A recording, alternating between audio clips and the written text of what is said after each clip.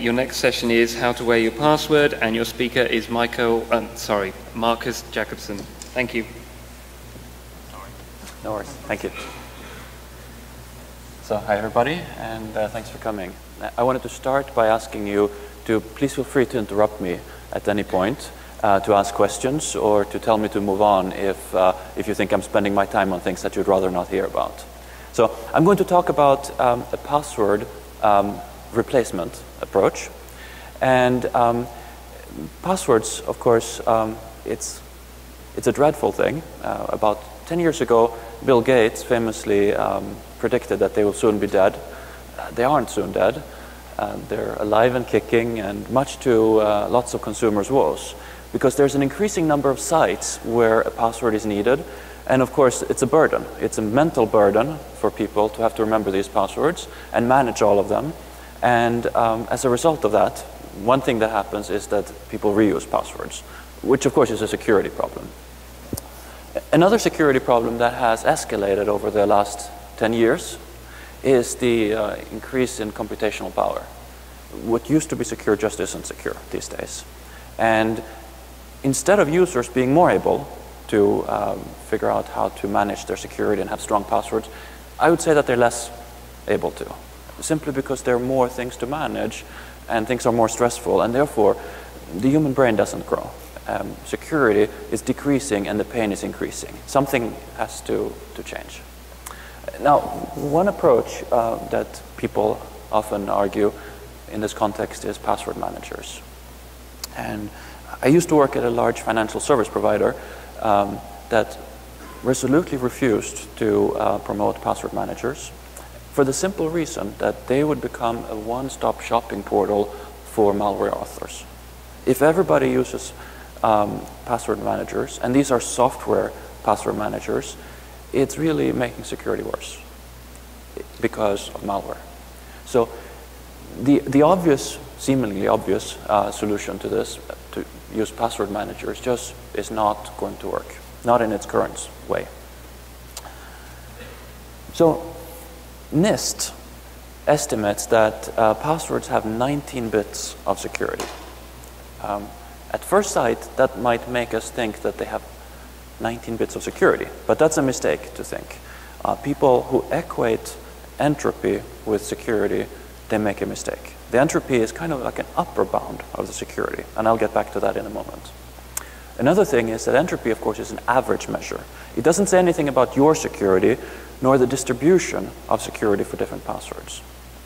If you really want to know the distribution for password security, you have to look at passwords. I did this a few years ago. I had access to hundreds of thousands of passwords that had been stolen by criminals, and then their Dropboxes had been raided by people I knew, and so I got these passwords for various sources. And I analyzed them, and I looked at just how strong are passwords. This is an important thing to understand. Also, I did it for another reason too. I wanted to build password strength checkers that were better than today's password strength checkers, which in my view leave a lot to be wished for. So anyway, I found a couple of interesting things when I looked at passwords. One interesting thing is that actually teenagers have stronger passwords than adults. One reason might be that they have fewer passwords to manage, and therefore it's easier for them to put their mental effort into a small number of them. Another possibility might be, and I don't know which one is the real reason, you know, they grew up in an era where security was something that you were taught and people minded security, and so they're kind of got the right security upbringing. And if that is true, then maybe things will get a little bit better. But I don't think it will outpace the speed of computation increasing. Another thing that you realize when you look at lots of passwords is that the distribution is pretty ugly. There is a large number of passwords that have about 10 bits of security. And they pass password strength checkers perfectly well. So that's bad news, right? So about 10 bits of security is what, of course, you would expect from pins. Now, pins have exactly the same kind of problem as passwords do. They don't have a uniform strength or uniform distribution or anything. In fact, there are lots of people who have 2580, that's just a straight line down on your pin pad. That's a very common one. If you do the same exercise as I mentioned for password and look at lots of them for pins, you'll see that the distribution is very uneven. Another thing people do is that, well, since pins are kind of hard to remember, but everybody ought to remember their spouse's birthday, well, that's an easy one. They pick their spouse's birthday, at least one number that they can remember. They think, well, I shouldn't pick my own birthday because people might know that, but my spouse's birthday, they don't even know my spouse, these people, right? But hey, how many days in the year are there? 365 opportunities here. And if your spouse uses Skype and Skype asks for your spouse's birthday, so that Skype can send congratulate this person message to everybody who have befriended your spouse, well, your PIN has been revealed. That sucks. So, and this is an example of why the entropy is not equal to the security. Because of all these, call it side channel attacks, the actual security is way lower than the entropy. Now, a third alternative to pins and passwords, of course, is biometrics. People say that fingerprints have about 20 bits of entropy. Of course, again, now I want to say that that does not mean that they have 20 bits of security. The false positives is not 1 in 2 to the 20. And the false positive, I argue, that is, sorry, the false positive, I argue, that's how you measure the security. That's the risk that somebody else gets access to your account. Now, a related note is the false negatives. That's the risk that you will not get access to your account. That is primarily a usability problem. If you enter your password and you enter it incorrectly because you fat finger the keyboard, it's particularly easy on a phone, well, you don't have access now and you have to try again. That's a painful thing. If you've forgotten the password, you need to rely on a reset mechanism, and that is both painful and actually also potential security liability. The mere existence of the password reset is a security liability, that is. So, and it's the same problem, of course, for pins, that false negatives pose a problem. And false negatives in terms of biometrics, that just means that you have to try again. You have to scan it again. Now, my wife is what's not so flatteringly called a goat. Don't get me wrong. A goat is a person with very bad fingerprints.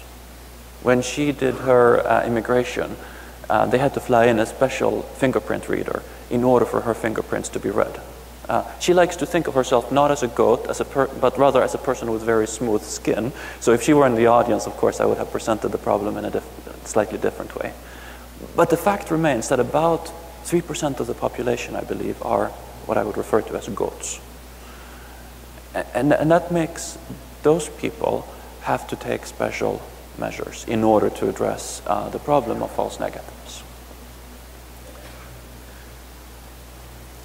Another usability issue comes from the effort. Say that you're going to enter a password on a smartphone. That's a little bit of a struggle. Say instead that you have to enter it on a smartwatch, like this one. Now that's a real struggle. I would say I would not do it in order to buy a coffee. I might do it in order to buy a car, right? It's a struggle. You could think of the quality of the authentication method as a measure of how willing are people to authenticate for some task. If I'm willing to authenticate in order to buy chewing gum or see a website, it's a good authentication method. If I have to be motivated by not only that it's a car that I'm buying, but it's a cool car, it's too hard to authenticate. So you want security, low false positives. You want usability, the low false negatives, and you want it to be as effortless as possible. Now, one way of dealing with the effort thing is to say you don't do it per transaction, but you do it once per day or once per month, and then you're being covered. So assume a device, a smartwatch, a bracelet, something like that. And as you're putting it on, as you're physically tethering it to yourself, you're also logically tethering it to yourself. It becomes you, it represents you. Let me show you what I mean. So this lock represents a smart clasp. The smart clasp is this thing, the clasp on the watch. And the only thing that is smart about it is that it knows when it's open and it knows when it's closed. Say that I have a watch or a bracelet in my drawer, and in the morning I put it on. Now that means that as I'm closing the clasp, it knows it's being closed. It wants an identity now. So it wants to acquire an identity of me or whoever else is wearing it so that it can represent me. One way or another, I authenticate to the smart clasp or to an associated processor. If it's a watch, it's the watch's processor, of course. And now this watch or this clasp carries my identity for the duration until I open it again.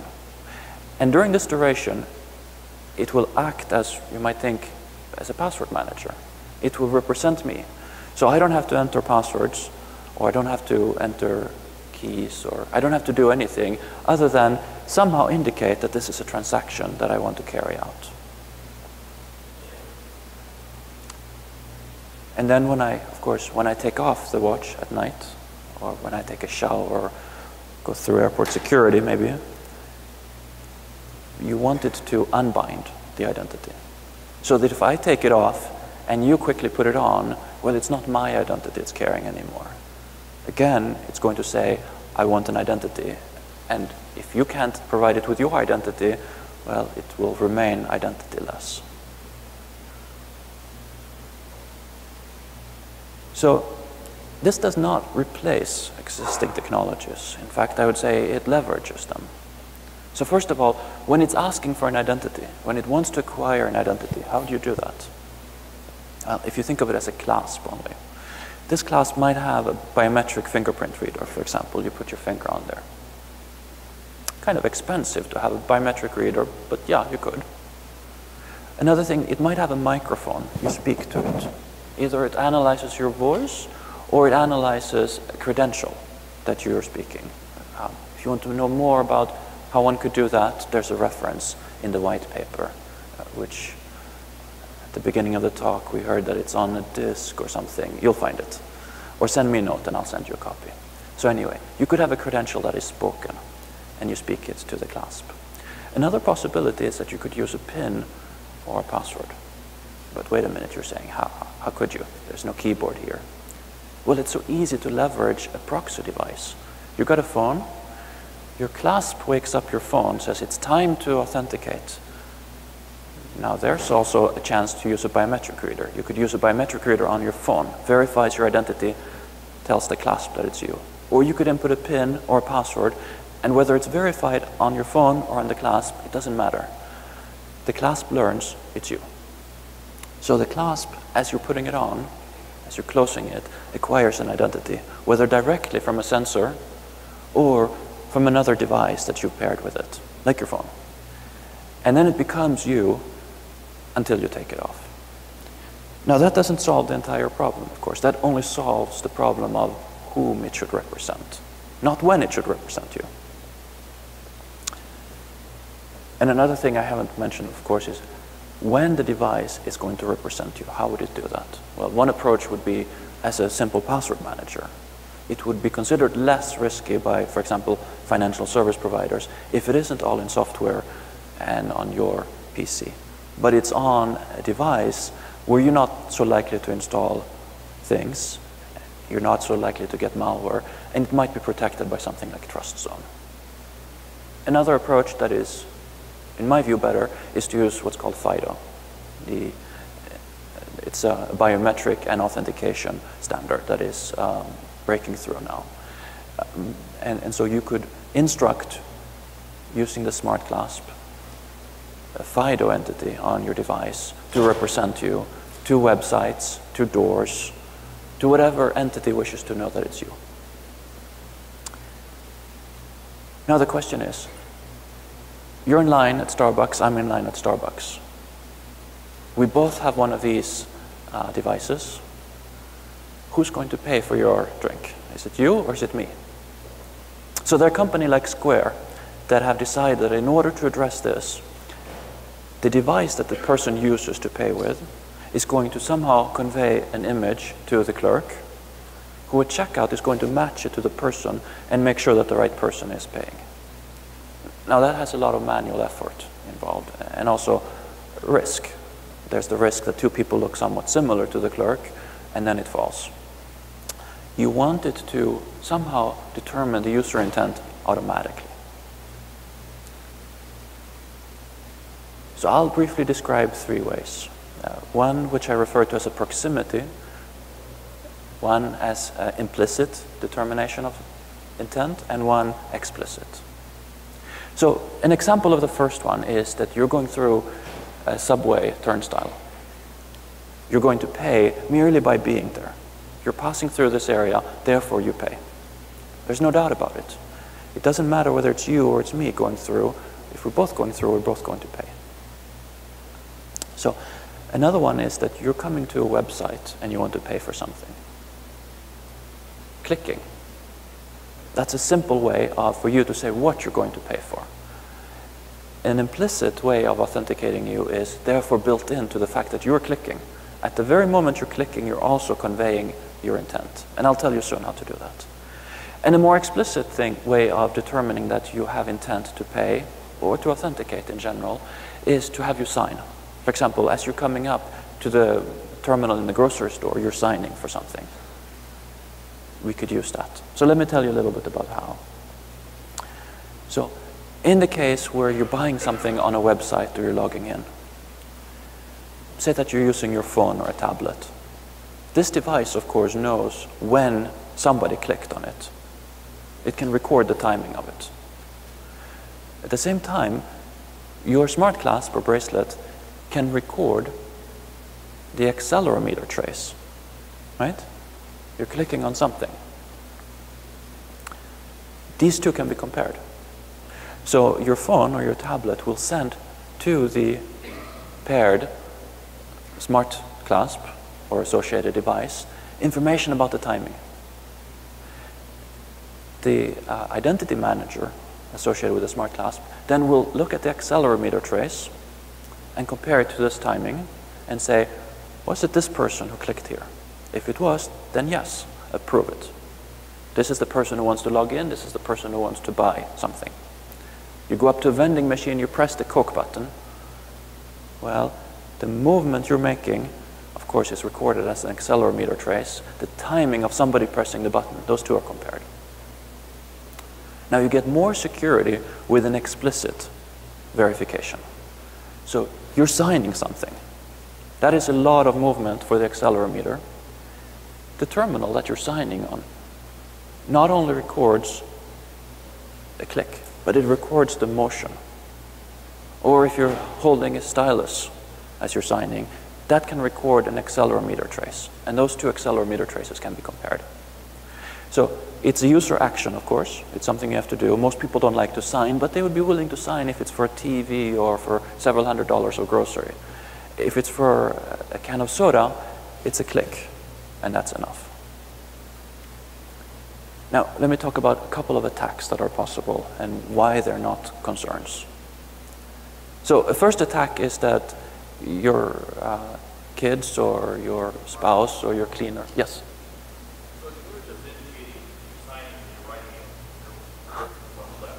Good point. I was just waiting for somebody to realize that. Yeah, I'm kind of shy in this talk because I don't cover all the details. The fact that you're wearing your watch, if you're right-handed, on your left, but you're signing on your right, that is a problem. And so when we're saying smartwatch, that would not exactly and by necessity have that feature, but a bracelet would. So a smart bracelet would have that feature. You could also have multi-device configurations where your watch is where the clasp is, but the accelerometer is on a ring you're wearing on your right hand. So there are configurations to deal with it, but thanks for pointing it out. I thought I would get away with it, but I should have known better. So let me talk about this first attack. Somebody opens your drawer and takes out your device and puts it on in order to be you. Now that doesn't work because the device in the drawer doesn't have your identity. It's been opened after all. You took it off in order to put it there. It doesn't matter who puts it on. It either will refuse to have an identity or it will only agree to have their identity. Or, of course, they will need your password or your biometrics or your PIN. So it isn't stronger than the underlying authentication measure that is used to authenticate to it. But at least that one cannot be attacked online. You have to have physical access in order to do this. Another problem is you're walking around in town and somebody comes and tears the watch off of you in order to be you, to go and buy a TV or whatever. You don't want that to happen. Now that's also easily prevented. The band here could have a small connector. If the connector is torn, then the circuit is open. And therefore, just like if you're opening the clasp, you're breaking the circuit. And therefore, that is not an approach. Now, one thing that might concern people is, you know, am I going to be held up and somebody's going to take my arm, take my hand in order to slide off the watch? That would be a gruesome way of having your identity stolen. You don't want that to be possible. So you want kind of an exit mechanism by which, under duress, you can give somebody the ability to authenticate as you without you being in trouble. And there are a couple of ways of doing that. The most obvious one is you take it off, you put it on them, and you authenticate as you. Another way is that physically you could have a way of detaching it in order not to break the circuit. But that's not something you would do every day. It's only under duress you would do that. So this is a proposal that shows that you could get better authentication simply by this tethering physical and logical together and looking at the special cases of how to do it. There are lots more detail in the paper, which I ask you to take a look at if you're interested. And I'm also open to questions if you have any. Yes? So the topic you talked about is actually what's out there right now. Yes. Let me repeat the question. The question was related to NIMI. NIMI is a device that determines your identity. Now, one big difference is that the approach that I'm describing here asks to acquire an identity once and for all when you put it on. And that lowers the cost of the sensor or whatever way you have to do it, and it also increases security because you can have a pretty rough verification of identity. It only happens once a day. Whereas NIMI is doing continuous verification of the identity. That could be done in many ways. I believe NIMI is using some biometrics. That means that, for example, the skin under your watch is being verified if it corresponds to you. That corresponds to a risk of false negatives and false positives, of course, which are traded off. If the watch slides a little bit, it's not going to look necessarily like you. And it puts larger constraint on the device and the cost of making the device. So in order to escape that problem, the approach that I was describing says you authenticate once and for all. And you don't have to rely on biometrics, but you could rely on whatever technology you like to authenticate, and then you keep the identity. But that's a good point. Yes, Mike. Markus, if I can just explain a little bit more, I think NABI and this can coexist. The NABI protocol and this bracelet can coexist, because really what the NABI protocol is a wire format to create a crypto assertion for the cloud. And imagine that the NABI was built into this bracelet. So as long as you have the bracelet on and you authenticate to it somehow once a day, you can then go about your business and you can create these crypto assertions to hand out when you're signing in or when you're purchasing something.